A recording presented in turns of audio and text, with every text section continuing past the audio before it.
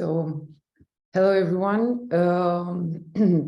As Jesse already presented me, I am Andreea Sofronea, and today I'm representing REDU Atelier, where I'm a co-manager, designer, and maker, and Mai Bine NGO, where I'm working on different projects, either as a community catalyzer or a product manager. And because the two entities, Mai Bine, which means for the better in English, and REDU are very well connected, I will shortly explain a little bit this link.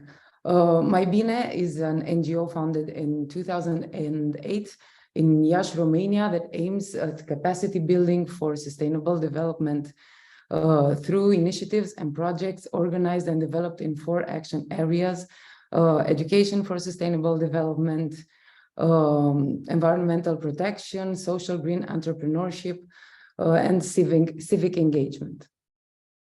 Because I mentioned the green entrepreneurship as one of Mai Bine's action areas, now I'll talk about how a REDU project was born. It began through a grant offered by the Norwegian government that aimed to generate positive change in the textile and fashion industry. All Mai Bine's initiatives and projects consider a holistic approach that aims to ensure the integration of the 3 dimensions of sustainability: nature, society, and economy. And now I'll jump to REDU, which today is a national reference in the field of a circular and social economy, being the first project in Romania that addressed in an organized and entrepreneurial way the creative reduction of textile waste. Also, at REDU, besides offering concrete alternatives,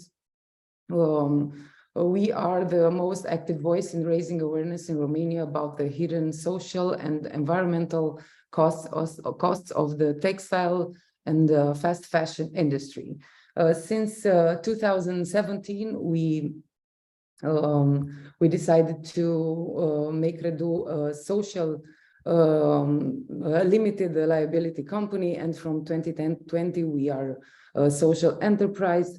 And also at the end of 2020 we opened a concept store in a Bistro Cuib, which is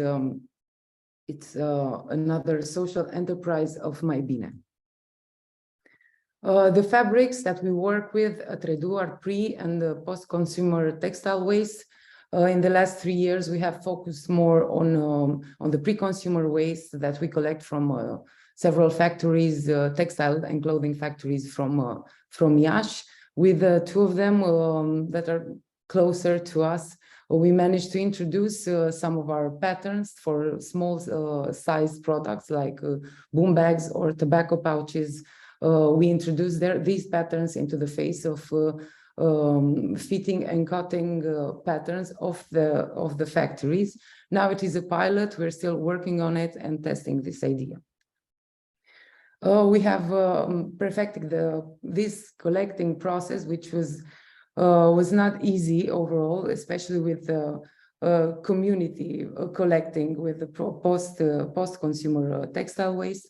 Now we go and we almost handpick only the larger size pieces of fabric that inspire us to create new products or that are suitable to the making of our more famous products, like the sweatshirts and the trapeze t-shirts.